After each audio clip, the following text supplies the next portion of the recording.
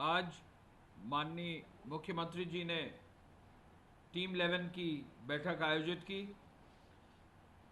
बैठक से पहले उन्होंने एमएसएमई क्षेत्र का एक बहुत बड़ा लोन मेले का कार्यक्रम प्रारंभ किया। लोन मेले के कार्यक्रम में बहुत से लाभार्थियों को उसका लाभ मिला। मुख्यमंत्री जी ने यह निर्देश दिया एमएसएमई सेक्टर को, एमएसएमई विभाग को, कि आगे भी जल्दी समय समय पर जिस बृहद रूप से उत्तर प्रदेश सरकार ने माननीय वित्त मंत्री जी, आदरणीय प्रधानमंत्री जी के मार्गदर्शन में जो कल पैकेज एमएसएमई सेक्टर का घोषित हुआ है, उसके तत्काल बाद आज जो कार्यक्रम आयोजित हुआ है, इसकी कड़ी में सभी बैंकर्स के साथ बैठक करके ये निर्देश दिया कि आगे आने वाले समय में एमएसएमई सेक्टर में प्रदेश की असीम संभावनाओं को देखते हुए जल्दी ही 2-2, 4-4, 6-6 दिन के अंतराल में अधिक से अधिक लाभार्थियों को लाभ मिल सके। एमएसएमई के लिए जो विशेष पैकेज भारत सरकार ने दिया है, उसके लिए आदरणीय प्रधानमंत्री जी को, वित्त मंत्री जी को कल माननीय मुख्यमंत्री जी स्वयं धन्यवाद दे चुके हैं, उनको जो है उनका आभार व्यक्त कर चुके हैं। तो उसका अधिक से अधिक उत्तर प्रदेश में लाभ मिले, इसका आज उन्होंने सर्वप्रथम बैठक में आदेश दिया। मुख्यमंत्री जी ने यह निर्देश दिया है पुनः आज कि कोई भी व्यक्ति भूखा नहीं रहना चाहिए। हर व्यक्ति के लिए, हर परिवार के लिए आवश्यकता अनुसार खाद्यान्न की व्यवस्था हो। ये निर्देश आज पुनः मुख्यमंत्री जी ने बल देकर कहा है और इसके लिए जो है एक अभियान चलाकर पूरे प्रदेश के हर जनपद में, गांव-गांव में अभियान चलाकर, शहर के वार्डों में अभियान चलाकर ऐसे लोगों को चिन्हित करने का निर्देश दिया है जिनका अभी जो है खाद्यान्न के लिए व्यवस्था नहीं हुई है, और उनकी व्यवस्था करने का निर्देश उन्होंने फिर दिया है। मुख्यमंत्री जी ने लॉकडाउन की व्यवस्था की समीक्षा की। उन्होंने कहा कि क्वारंटाइन सेंटर, आश्रय स्थल की अच्छी तरह से जो है उनका प्रबंध हो, यह सुनिश्चित किया जाए कि साफ सफाई की मजबूत व्यवस्था हो और श्रमिकों के लिए शुद्ध और पर्याप्त मात्रा में भोजन की व्यवस्था हो। मुख्यमंत्री जी ने आज इस बात पर पुनः बल दिया कि जो व्यक्ति पैदल वापसी कर रहे हैं, साइकिल से वापस आ रहे हैं या ऐसे किसी असुरक्षित साधन से वापस आ रहे हैं, उनको हर हालत में जो है रोका जाए। उन्होंने आज सुबह एक घटना जो सहारनपुर मुजफ्फरनगर बॉर्डर पर हुई थी, उसका संज्ञान भी लिया और उन्होंने ये निर्देश दिया कि पुनरावृत्ति ना हो, इसके लिए सख्ती से इसको लागू करने के लिए सभी जगह, हर जनपद के जिला और पुलिस के अधिकारी जहां भी कहीं पैदल चलते हुए लोग दिखे, उनको जो है व्यवस्था करके सुरक्षित स्थानों पर सुरक्षित भेजने के लिए उचित संसाधनों से उनको भेजें। कोरोना की दृष्टि से जो है, जो भी कामगार और श्रमिक आ रहे हैं, उनकी पूल टेस्टिंग का भी जो है आदेश उन्होंने जारी किया है। पूल टेस्टिंग के लिए जो है मेडिकल डिपार्टमेंट को उन्होंने आदेश दिया है कि चूँकि पूल टेस्टिंग का उत्तर प्रदेश में पहला प्रयोग किया गया था, ऐसे में जो भी हमारे श्रमिक भाई आ रहे हैं, पूल टेस्टिंग से सबको सुरक्षित रखने के लिए, आगे संक्रमण कहीं ना हो, इसको व्यवस्थित करने के लिए, और यदि कोई बीमार है तो उसकी तुरंत उपचार करने का निर्देश दिया। होम क्वारंटाइन के दौरान हर श्रमिक को 1000 रुपये का भुगतान मिले, यह भी निर्देश उन्होंने दिया है और इस कार्य को भी बहुत जल्दी ही संपादित किया जाएगा। मुख्यमंत्री जी ने फेस मास्क और कवर जरूर लगाया जाए, ये आदेश उन्होंने बहुत क्लियरली दिया है। हर शहर में फेस मास्क और जो गमछा है, फेस कवर है, किसी भी रूप का फेस कवर हो, उसको जो है सख्ती से पालन करने का निर्देश दिया है।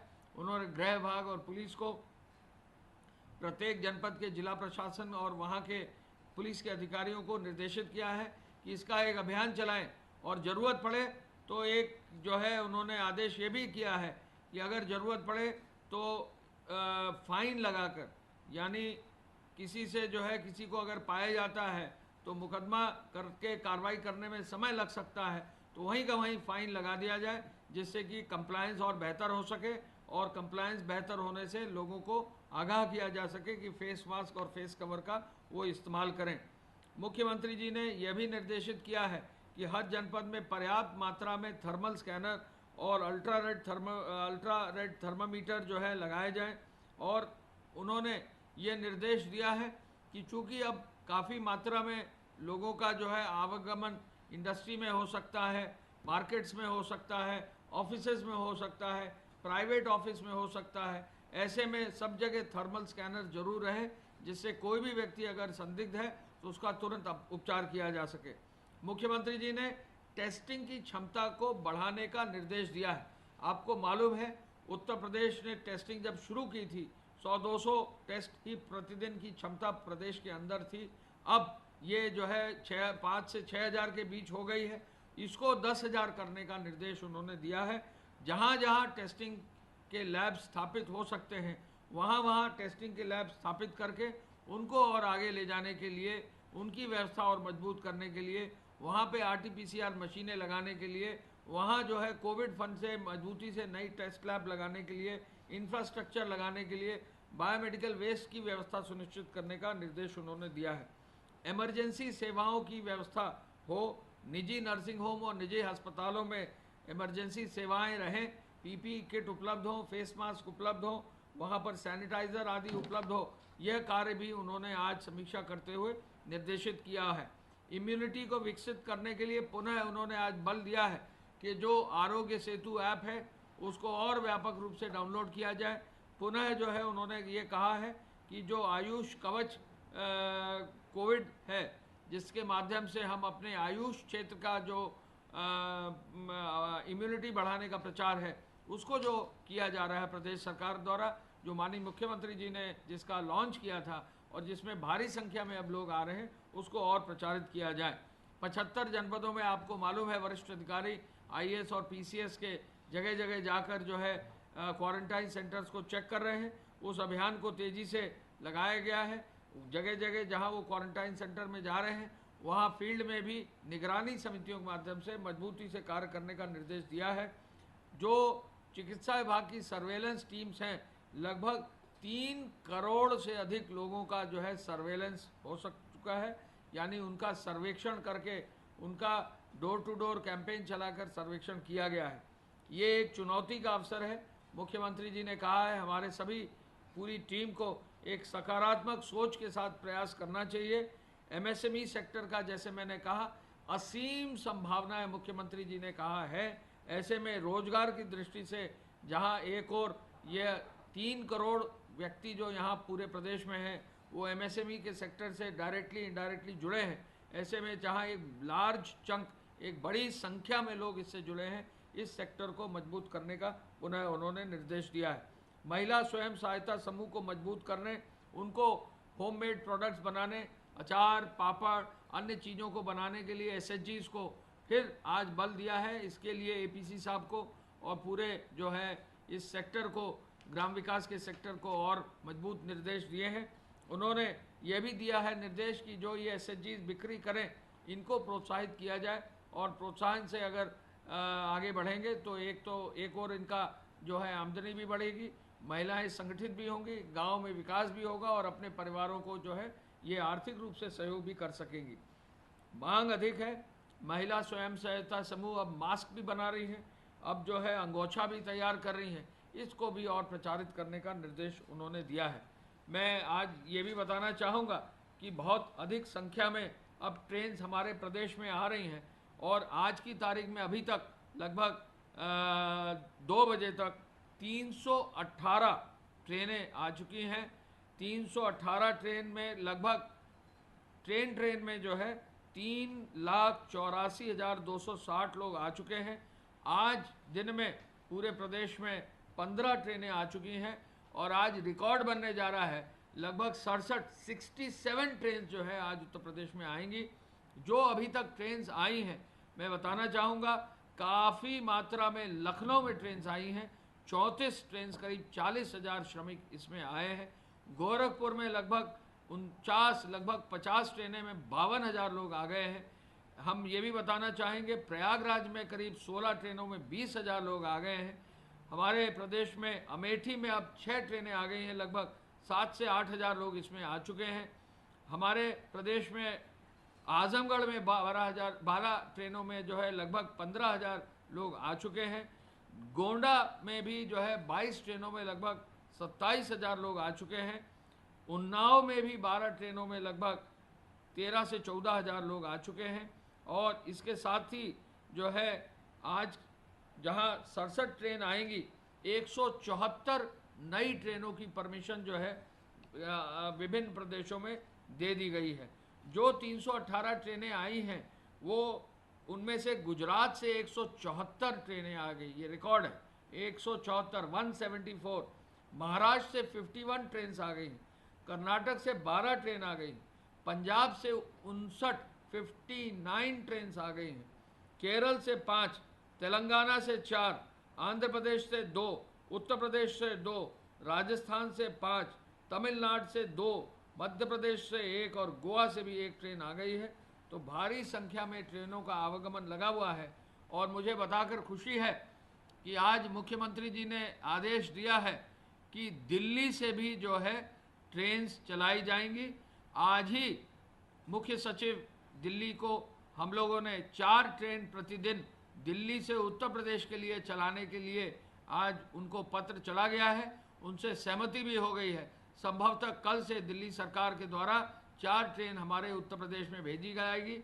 इसके साथ साथ मुख्यमंत्री जी ने गाज़ियाबाद से भी और नोएडा से भी ट्रेन जो है उत्तर प्रदेश के लिए और ट्रेन बिहार के लिए भी चलाने का निर्देश दिया है। बिहार सरकार के मुख्य सचिव महोदय से भी बात हो गई है। बिहार सरकार भी ट्रेन उत्तर प्रदेश से जो चलने वाली हैं उनको जल्दी से जल्दी स्वीकार करेगा। अतः ऐसी स्थिति में बड़ी खुशखबरी है कि जो भी हमारे श्रमिक भाई हैं, जो भी हमारे कामगार भाई हैं जो दिल्ली, नोएडा, गाज़ियाबाद में हैं, उनके लिए भी कल से जो है ट्रेन शुरू हो जाएंगी और ट्रेनों की संख्या आवश्यकता अनुसार फिर बढ़ाई भी जा सकेगी। हम ये भी आपको बताना चाहेंगे कि सहारनपुर से भी 3 ट्रेन जो है प्रतिदिन, वहाँ से जो लोग बिहार के अभी हरियाणा से आ गए थे उनके लिए भी ट्रेन की व्यवस्था जिला प्रशासन के अनुरोध पर किया गया है। और सहारनपुर से भी 3 ट्रेन जो हैं प्रतिदिन अगले 2-3 दिन तक सहारनपुर से बिहार के लिए ट्रेनें भेजी जाएंगी। तो ये एक बड़ी खबर है जहां ट्रेन की व्यवस्था जो है प्रदेश सरकार द्वारा की जा रही है। मैं ये भी बताना चाहूँगा, माननीय मुख्यमंत्री जी ने कहा है कि जो भी उत्तर प्रदेश सरकार ट्रेन भेजकर मंगाएगा अपने लोगों को, वो धनराशि उस ट्रेन के पूरे खर्चे की जो है प्रदेश सरकार वहन करेगी। प्रदेश सरकार में जो आपदा फंड है वो वहन करेगा। ऐसे में मुख्यमंत्री जी का आदेश है, किसी भी श्रमिक से उत्तर प्रदेश सरकार द्वारा जो चलाई गई ट्रेन हैं उनमें कोई भी धनराशि नहीं ली जाएगी। ये एक बड़ा निर्णय आज मुख्यमंत्री जी ने किया है। मैं ज़रूर बताना चाहूँगा कि जो भी श्रमिक ट्रेन पर बैठेगा उन सरकारों को आदेश भेज दिया गया है और रेल विभाग को भी अनुरोध कर लिया गया है कि हम एडवांस में धनराशि रेल विभाग को उपलब्ध करा देंगे और इस एडवांस धनराशि से ही ट्रेनों का भुगतान किया जाए। किसी भी रूप में उत्तर प्रदेश सरकार द्वारा चलाई गई ट्रेन में किसी भी व्यक्ति से कोई भी धनराशि न ली जाए। उत्तर प्रदेश सरकार इन ट्रेन की व्यवस्था सुनिश्चित करने के बाद जब इनको घर उतारेगा तो उत्तर प्रदेश में जहां घर में उतरेंगे वहां पर बस से उतरकर जाएंगे, होम क्वारंटाइन के लिए आश्रय स्थल से जाएंगे, उनका पूरा मेडिकल चेकअप होगा, उनको राशन की सामग्री भी दी जाएगी। आगे आने वाले समय में 1,000 रुपया भी उनको जो है उनके खाते में, उनके डेटा बैंक से बैंक अकाउंट में दिया जाएगा। ऐसे में हर संभव जो है सहयोग, सहायता श्रमिकों को, कामगारों को मुख्यमंत्री जी के आदेश से दिया जा रहा है।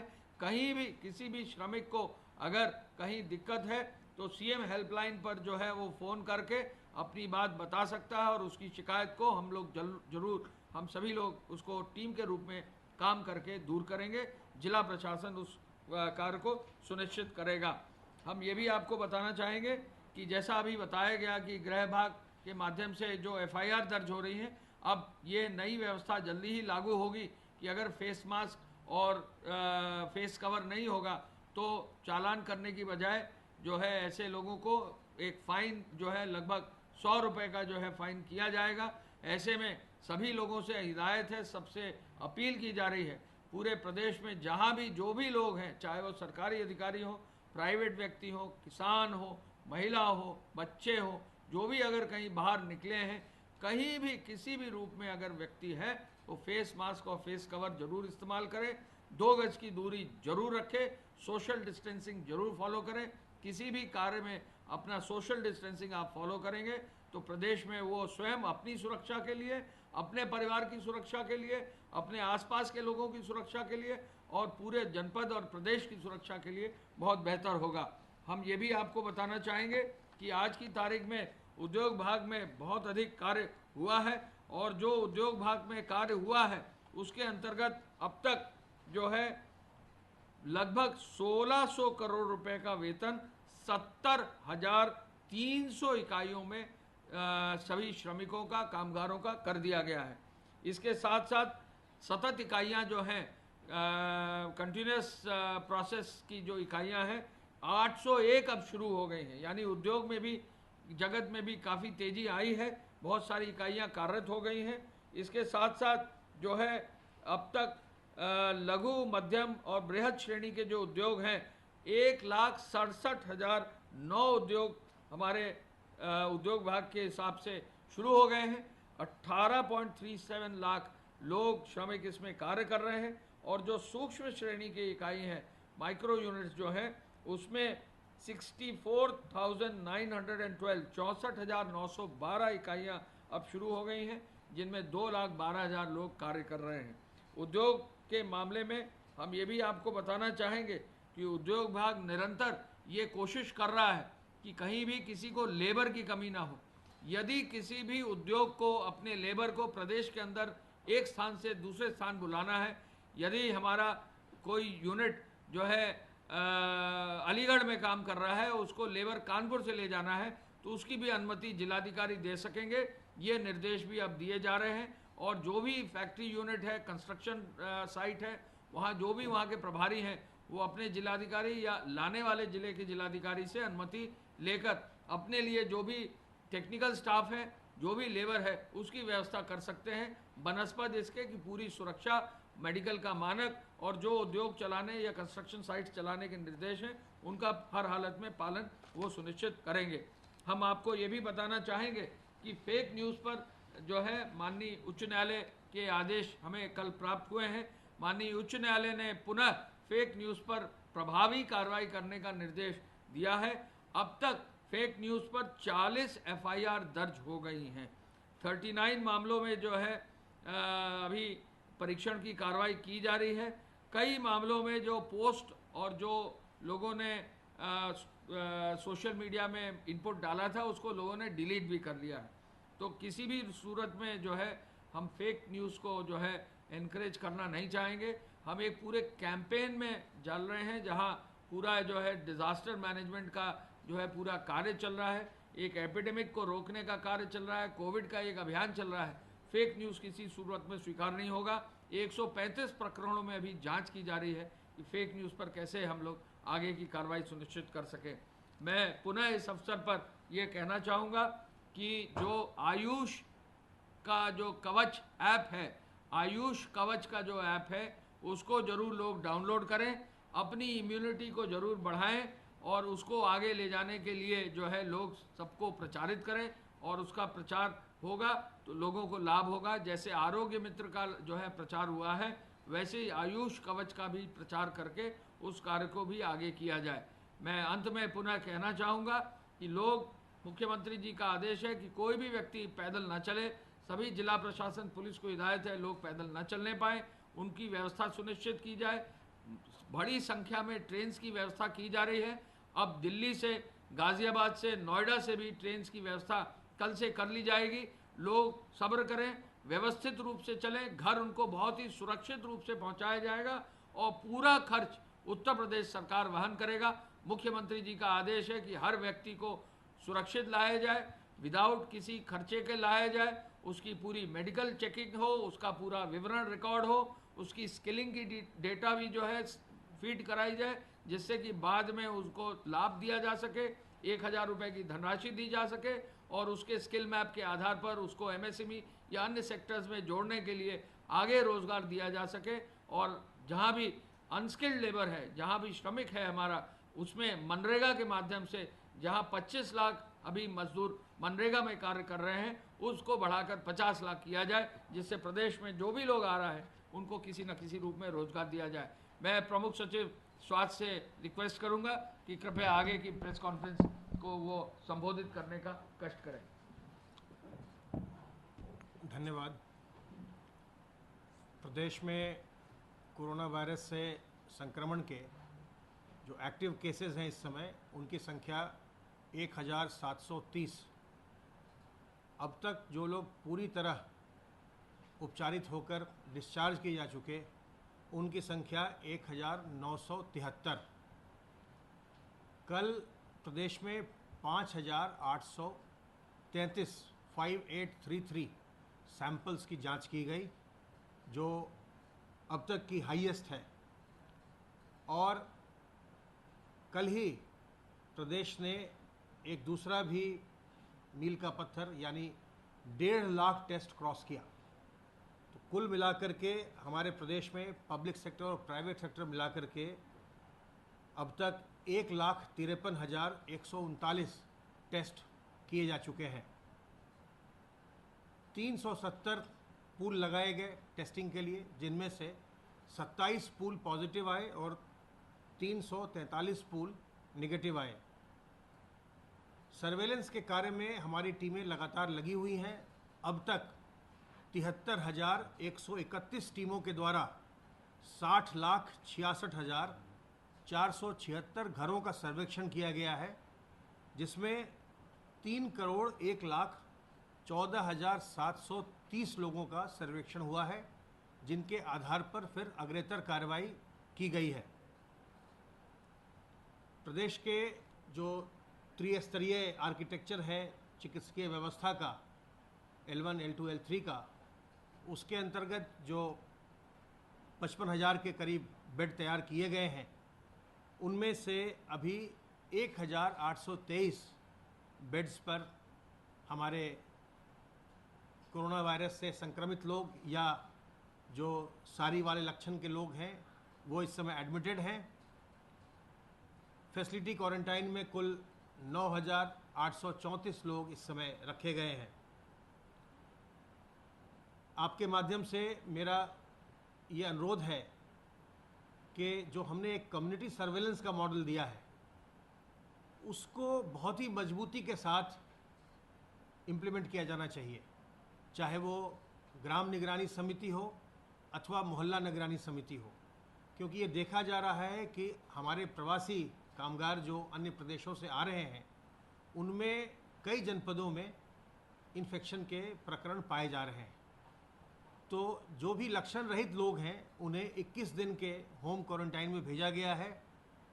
उनसे अनुरोध है कि वो अपने घरों में ही रहें, बाहर न निकलें।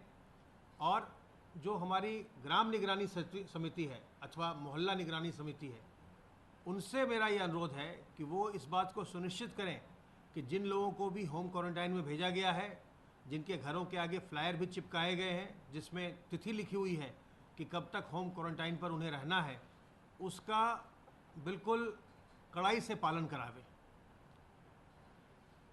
इसी से हम संक्रमण को अपने राज्य में, अपने समाज में फैलने से रोक सकेंगे।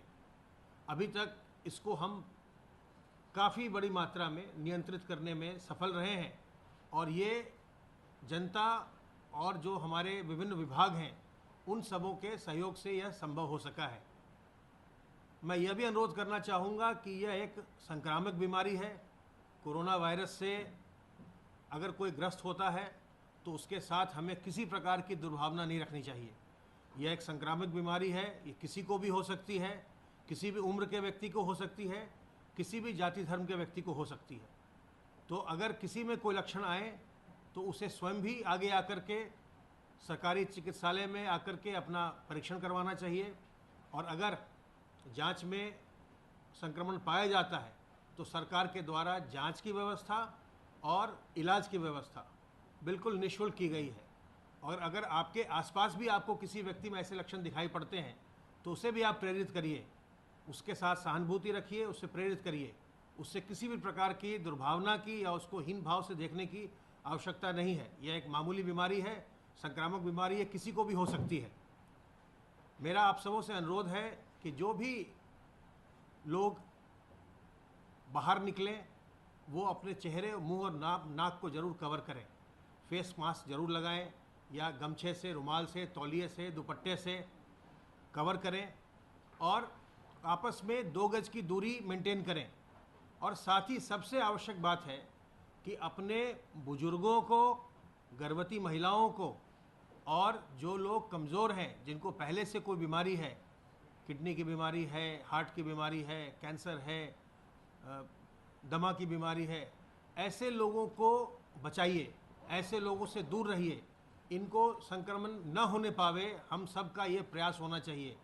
अगर आप घर में भी जाते हैं, अगर आप होम क्वारंटाइन में भी हैं, तो भी आपके घर के जो बड़े बुजुर्ग हैं, जो घर में गर्भवती महिलाएं हैं, जो घर में कमज़ोर लोग हैं, उनसे दूर रहिए, उनसे दूरी बनाइए ताकि उन्हें किसी प्रकार का संक्रमण न होने पाए।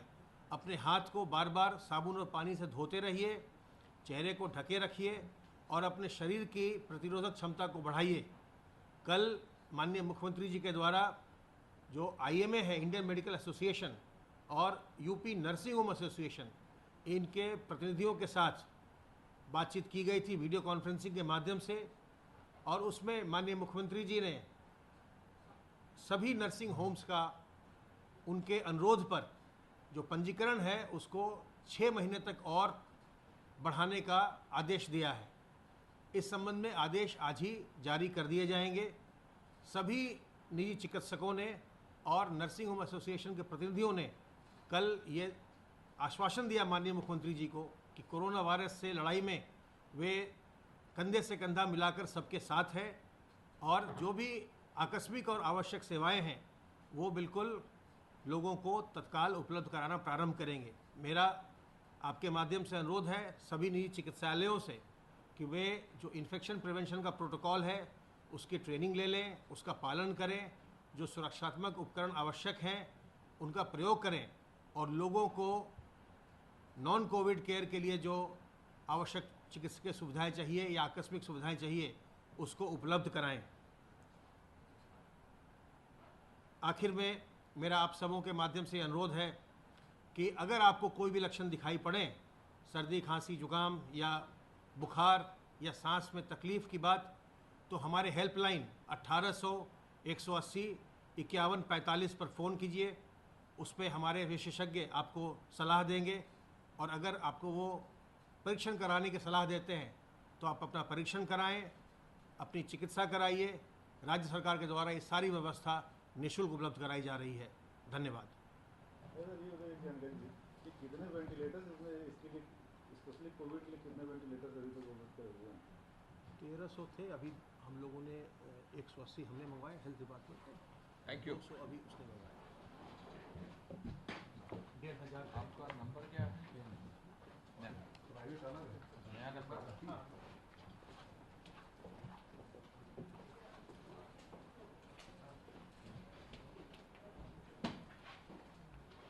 तब तक इसमें जब तक आ रहे